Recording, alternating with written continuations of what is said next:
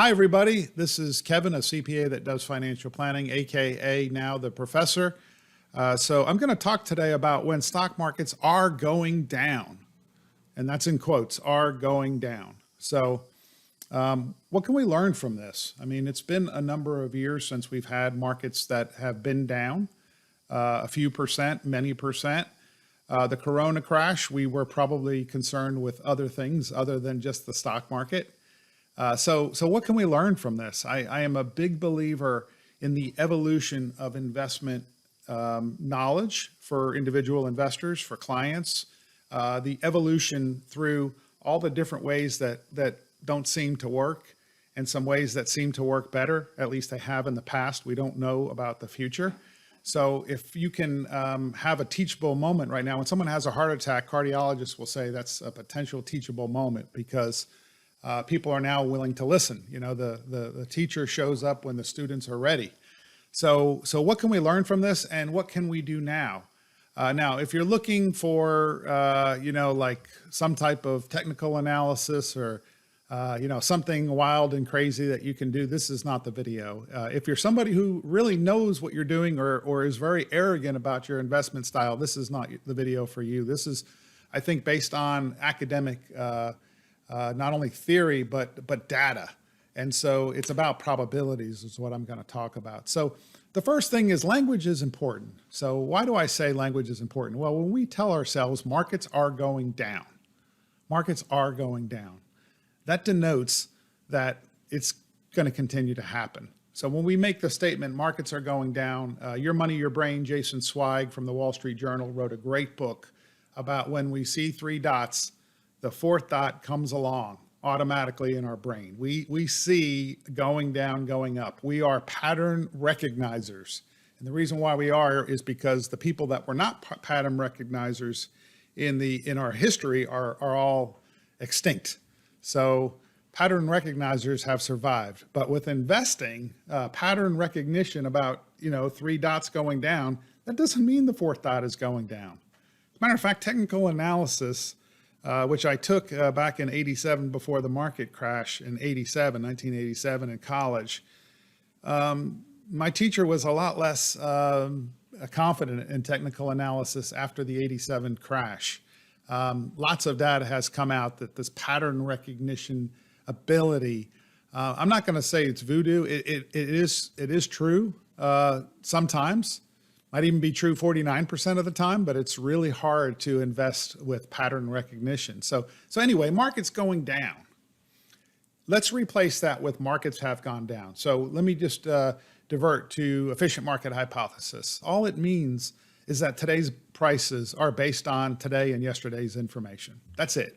It's everyone around the world investing, you, me, mutual fund companies, all different types of investment companies, endowments, everyone is investing and we create the price. If we think the price is too high, we sell. If we think the price is too low, we buy. It's the best guess at prices. It's not the right price. Richard Thaler has argued for years that the market is not efficient because it does crazy things. Well, it's based on new information coming out and investors then setting prices in a different way. So last thing I'll say about it is the market price today is based on the fact that we are worried about the Fed. We're worried about shadow banking. We're worried about China. We're worried about Russia. We're worried about this, that, the other thing. That is all part of the reason why prices have gone down in the past couple weeks. But it doesn't mean that the prices are right. They could continue to go down if new information comes out tomorrow that makes people say, yeah. So I think another example of this is that inflation is super hot, okay? So 2 weeks ago, including me, a lot of fear about inflation. Now the markets have gone down a little bit and people are starting to write, well, inflation might not be that big of a problem if all asset bubbles deflate a little bit. So that's new information that's come out. And so now people are saying, well, we might not have terrible inflation. But who knows what's going to come out tomorrow? So markets are down, and I'll share a video that I made back in 2020 during the dark days of Corona, and this was real time live, and I was pretty despondent and upset and worried that markets would continue down. And I'll just say I'm glad we didn't do anything at the time. Next thing, stock markets do go down almost every year. Okay, this is, and I don't know why we can't remember this. We can't. I mean, I show this to people and they're like, wow. And then we show it to each other. We're like, wow. Markets are down on average 14% in a given year. That's average, okay? Some years it's down a lot more. Some years it's up a lot more. About 2/3 of the time markets have finished up. No guarantee they will. There's that 1/3 of the time. But volatility is what higher returns, they go together. Volatility is what causes expected returns to go up. Because if I have a business and I want money from you, okay? You're going to first say to me, well, how safe is my investment? Well, this investment is super safe because X, Y, Z. And then if you don't want to give me the money, I can get some money from somewhere else because the investment is super safe. Or this investment is super risky. You're going to say, I want a huge return if I'm going to give you this money because I might lose it. So volatility and returns, they go together, although that's very painful to hear. The next point that we can learn from is that diversification, okay? So in really short periods of time when there's market stress, sometimes it seems like diversification does not help because they say, and this is true, that all correlations go to 1, which means that maybe all investments go down at the same time. Right now this year, we have bonds down about 2%, and we have stocks, as I said, US stock market down about 7%. So why didn't they help? Well, it's kind of interesting. The last couple of days, bonds have started to go back up again because there seemed like there was some panic in the stock markets. So longer periods of time, though, this is what I think the key for diversification is, okay? So I go through a couple months, my investments are down, and then I look at my investments and say, I think I need to sell. And we try to figure out what are the arguments for holding. So one of the arguments to hold a really diversified portfolio, a worldwide portfolio, that as long as the world does not go bankrupt, we should hold, right? If you own 3 companies, they're all high-tech companies, and there are some of those companies that are down 40%. There is a real risk that these companies could go bankrupt or they could go to zero and be gone. So holding a really diversified portfolio at least gives us some strength to know that those portfolios, unlikely to ever go to zero. I think the bigger risk, and I'll share this with you soon, is Japan in the 1980s. The biggest risk, I think, the biggest risk in investing in equities is that we have a period of a lost decade, a lost couple decades like happened in Japan. Again, if you only invested in Japan in 1988, that was the only country you invested in the Nikkei, and I'll show you the chart of the Nikkei right now. It didn't come back up until in the late 2000s, I think it was 2018, 2019, that the Nikkei finally hit the high again. It might not have, but the Japanese markets in general finally came back more than 30 years later. So that is why we recommend worldwide diversification. Right now, we feel like we're one of the best countries in the world, the U.S., and we overweight the U.S., but again, we have to have humility. So the next point I want to talk about is predictions of the apocalypse. So, it's really interesting to me that someone will retire, something negative will happen in someone's life, and immediately they start sending stuff and wanting to talk about the apocalypse that's coming. And there could be an apocalypse, always. I mean, that's always a risk. But what ends up happening is that this apocalyptic information is out there all the time. I promise you. You go on any website today, you'll see stock market crash. The next apocalypse is coming. You'll see it every single day. But people will notice it once markets are down a bit. And we get more scared after markets have gone down. There's no doubt about it. When every day there's something about you may have disease X or Y. Somebody we know has disease X or Y. We blow it off, and then we're not feeling well one day, and we start to have some strange things happen in our physical health, and then we immediately say, "Do I have that?" And then so it hits our reticular activating system in our brain, and the antenna goes up and says, "Uh-oh."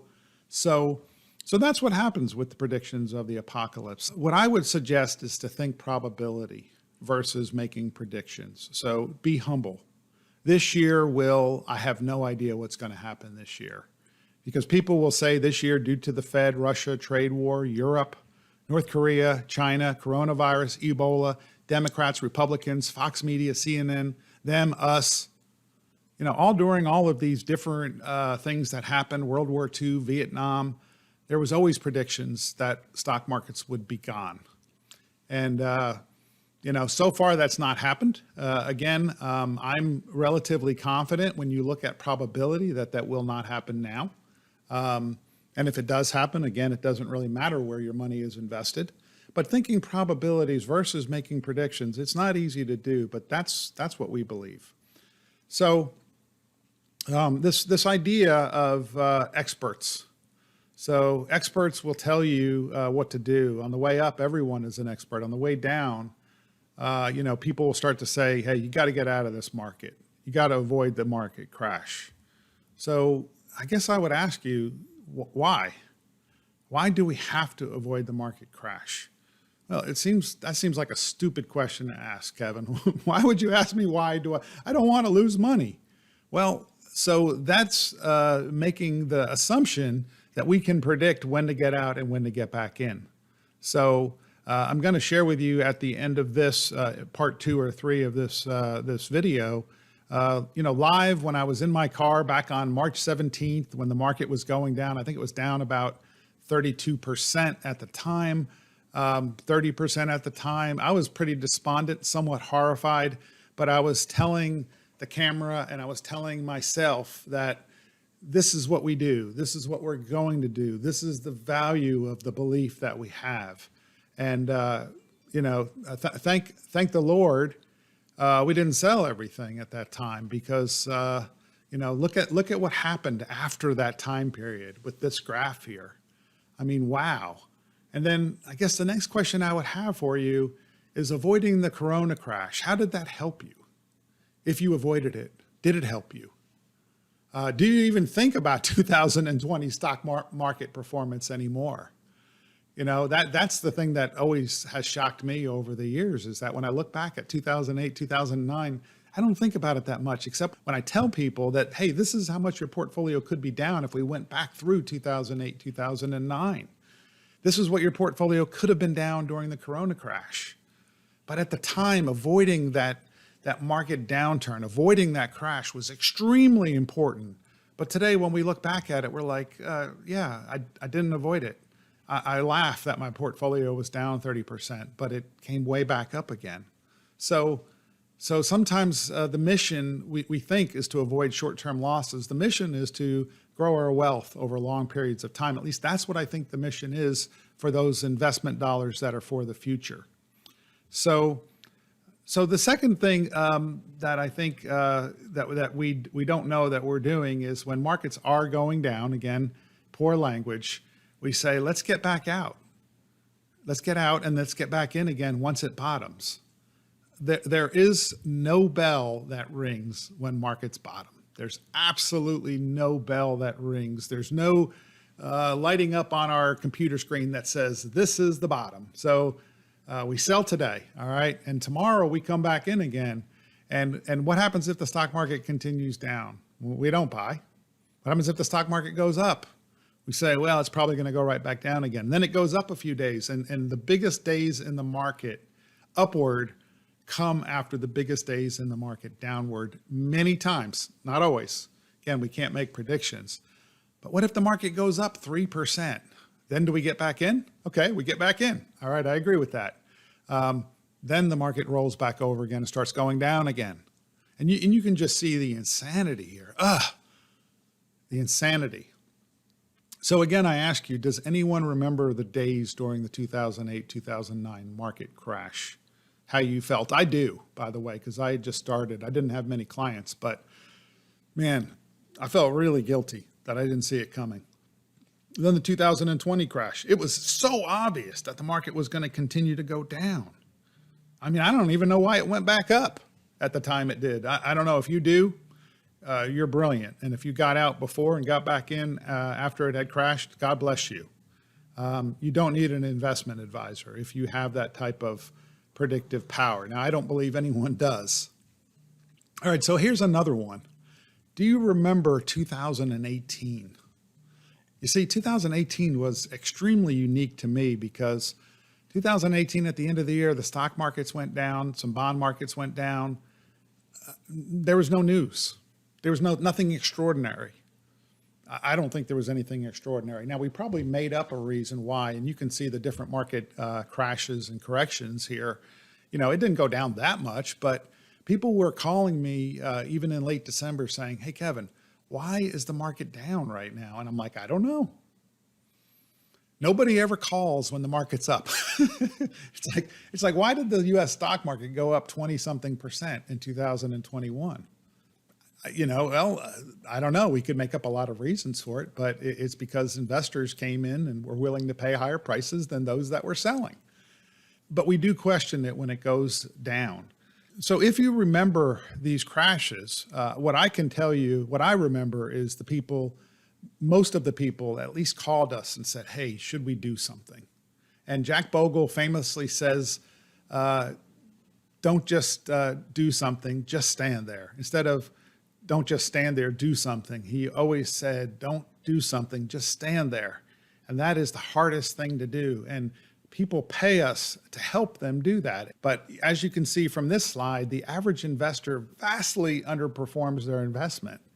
And this idea that if markets will be higher, and this is a probabilistic thinking point here, is that if markets will be higher in the future, we do want to just stand there. So if you don't think markets will ever be higher in the future, 10 years from now, 5 years from now, whatever your time zone is, then don't invest in markets in the first place because you're just going to be ripe with disappointment. So one of the things that Rob and Charlie and Ben said on their podcast recently, I'll link it, and I thought it was just terribly interesting, is they were talking about where to get your information from. And Rob said he likes to get his information from books. So, they were kind of talking about where do you get your information from on the internet or TV? And he said, nah, forget all that. Read books. And that is what I've done over the years. The little book of Common Sense Investing from Jack Bogle. Any book, Bill Bernstein, who was a neurologist who became an investment author, the 4 pillars being, I think, the best of them. There's lots of books out there on investment theory. If it involves market timing, stock selection, technical analysis, don't buy the book. If it involves all the history of data and how to interpret it, and that sounds really boring, but again, if you want to be an investor, you either hire somebody and understand how they do it, or you do it yourself. I mean, those are the only choices. In the 4 pillars of investing, William Bernstein says you got to understand these 4 things. If you don't understand these 4 things, don't invest. All right, so think probability versus predictions. So what are the real fears to have, in my humble opinion? The first fear to have is chasing hot money on the way up. So, ARK investing, I started hearing a tremendous amount of ARKK back in, I think it was 2020. Number of people said, why aren't we in this? This lady is investing in the future technology. It's incredible. Then I started feeling like, man, we're missing out on this. I feel stupid for not investing in this. The Qs somewhat is I guess the hot money fund that I have personally put my own money in. It's still all the companies in the NASDAQ that are profitable. Tesla is mildly profitable. It's in the top 10. But it's all the companies in the NASDAQ and most of them, all the tech companies and a few others that are mostly profitable. It's the tech, it's the 100 index. So that's a little bit of hot money, and that's been off 12% so far this year. But chasing hot money on the way up, this money can disappear. This is what happened with the tech.com bubble.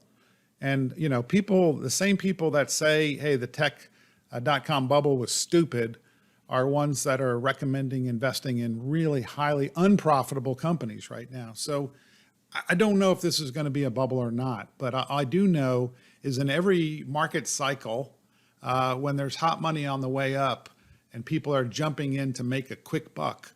Many times on the way down, those quick buck people want to get out before they get destroyed. Their thinking is hot, like short term. And so chasing hot money on the way up is always bad.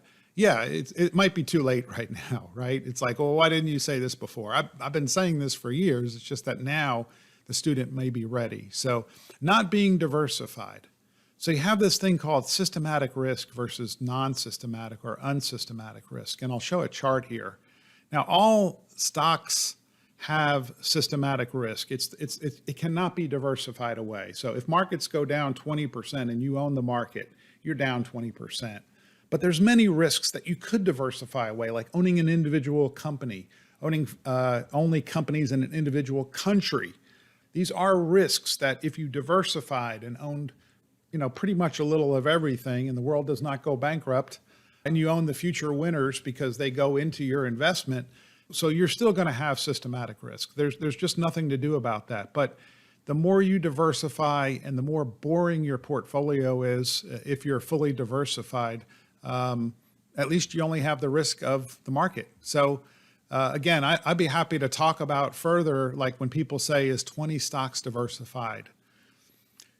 It is somewhat, but it's not fully diversified. You still have some systemic risk here on the scale, because if 10 of those 20 companies go belly up, which is possible, you might be in trouble. So the next thing is, if you need to use the money now, next year, soon, that's something I would be very afraid of. So I need money now. I'm going to buy a house next year. It's all in stocks.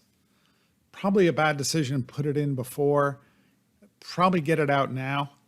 I'm not making investment advice here. All I'm saying is that if the market does go down and you have $100,000 in stocks and the market goes down 40% and you're going to buy a house with it next year, that's not matching your time with your investment, and probably a good idea not to have it there. So what we try to do with clients, and we say that we do this, we are not trying to manipulate here, is when we have short-term market fluctuations, or nobody cares when the market goes up, when it goes down, is we start to look at your timeline. What is your timeline for this money? And we say, this is the amount of money you need next year. What happens if the stock market goes down 80% right now? What will happen to you next year? What will happen to you the year after? What will happen to you? And we try to elongate again and remind everyone what the mission is here. The mission is not to avoid a crash. At least I don't think it is. The mission is to have money available when you need it. It's to have money at your fingertips when you need it. And so if you need that money in the next year and it's in stocks, that might be a mistake. And that is a very reasonable fear to have. So the next reasonable fear, and the final one I have here, which I think is very reasonable, is anytime you decide to sell and get out and go to cash and not being able to get back in. I've seen it so many times with people that have come to us and said, hey, I want to invest with you. I'm all in cash. And I'm like, well, what happened? And they're like, well, I got spooked. And I feel the same way. I've been spooked before in my evolution. I've gotten out of markets in the past and then regretted it, because when do you get back in? And so they say, what do you think? Should we get back in? And I'm like, yeah, let's get back in. Maybe not go 100% stocks though. Let's go 60% stocks. And they're like, well, I don't want to own bonds. Well, let's go 50% stocks and keep the rest in cash. Well, cash is not, and you see where I'm going here. And so in 2011, 12, 13, 14, 15, 16, all the way through now, we've had people come to us and say, I have cash. I went to cash. What should I do? We always make the same recommendation. Let's make an allocation. Some will say, I'm not getting back in now. Are you crazy? And so this whole idea of selling anytime, the hard part is getting back in. I mean, that's really, really hard. That's something I fear. I personally fear. That's what keeps me in markets as they go down, or as they have gone down. That's what keeps me in markets. I know if I sell, I'm screwed. So anyway, here's the top 7 things of what you may consider doing now. So the first thing is decide what you're going to do if the market goes down 10, 20, 30, 40, 50%. Decide now. Talk to somebody about what you're going to do. Take the pressure off yourself. As we start going through hell, Winston Churchill said, when you're going through hell, keep going. When going through hell, keep going. Great quote. So, but you have to decide, I think beforehand, that when you're going to go through hell in investment markets, that you're going to stay the course. You have to decide that now, and you have to keep to that conviction if that's how you're going to do it. So I think deciding that right now, as markets are down 7%, U.S. stock market, is what are you going to do? People will often again ask us, hey, if the markets go down, what are you going to do? What are you going to do for me? And we say, we're going to hold on. We know what we're going to do. Now, it's still very stressful for all of us, believe me. So it might be time to look at your diversification or lack thereof. There's lots of free online tools to look at your diversification. Again, Japan for 30 years, individual stocks. If you own enough individual stocks, potentially, but not having diversification as markets go into the dump, it's really hard to hold on, and some of them will go bankrupt. I mean, you really will wish you would have sold them. And so that's really, you're setting yourself up for a bad experience. So try to focus on when you need the money. If you don't actually have a financial plan, make just a simple timeline of 2022 to 2060. Just make a very, very simple. You can do it by decade and say, when am I going to need this money? If you're 30 years old and you're super worried about a market crash, show yourself that you're not going to be needing that money if it's for retirement for a long time. And dwell on that as opposed to dwelling on the short run, because the short-term performance is absolutely the enemy of long-term returns. There's no doubt in my mind. Okay, so then the next one is decide that you are going to stick to your plan. So again, having some type of a timeline and then deciding I'm going to stick with this. And then the number 5 is know that there is never a perfect allocation except in retrospect, known as the 2020 effect or the hindsight bias. There's never a perfect allocation. Cut yourself a break. If your allocation is pretty doggone good, again, back to William Bernstein, author, he says, I don't really care what your allocation is. Don't change your mind just because assets look terrible. Japan was the greatest asset to invest in 1988 because it was, quote unquote, going up. But if you put all your money in Japanese stocks, then you got out in 1993. And then what happened in 1999 when the U.S. was the investments were blowing up over here? You had to get out. But you need to decide and stick with the plan and just know that the allocation is never perfect except in retrospect. Talk to someone who is knowledgeable about both investment theory and practice. Don't talk, if anyone ever tells you how well they did on an individual stock and that you should buy it too, thank them kindly for their advice, and then talk to someone who understands academic investment theory, not selling annuities. Understands, the boring efficient market hypothesis, knows who Fama French is, and other Nobel Prize winners. Warren Buffett is a great example of someone who studied investment theory and practice. And he's underperformed markets for a number of years. I think this year he's back ahead of the S&P 500 for the last 10 years. But, someone that's really studied it and says to you, don't rush into anything today. You don't have to do this today. And then finally, my last one is buy a book and turn off the TV or the Twitter feed. And you can use Audible. I don't know if that counts as reading a book, but I listen to a lot of Audible books. That helps a lot when things get difficult. So turn off the TV, the Twitter feed, whatever other social media that jacks you up. So anyway, we're happy to be on the journey with those of you that work with us. For those that don't work with us, please feel free to reach out, ask questions. Feel free to challenge any of the information on this video, at least in a civil way. And, I don't know exactly the best way to do things either. None of us do. Nobody knows what's going to happen in the future. But there are some things I think we can do. There are some strategies that we can implement There are some people that we can rely on what's happened in history to make some probabilistic action steps now to make sure that we have the money in the future that we need. We might not have enough, but that we don't, take our money and poof, it's all gone because we put it into a tech stock or maybe a new fad, tulips, whatever the case may be. And anyway, thanks so much for watching. And I'm going to link now to how I felt back March 17th, 2020, when I was extremely despondent. Thanks. Emergency stimulus to address the economic cost of COVID-19. Hey everybody, this is Kevin. It's March 17th. It's St. Patty's Day. I guess I shouldn't have worn orange today. That's probably against the rules.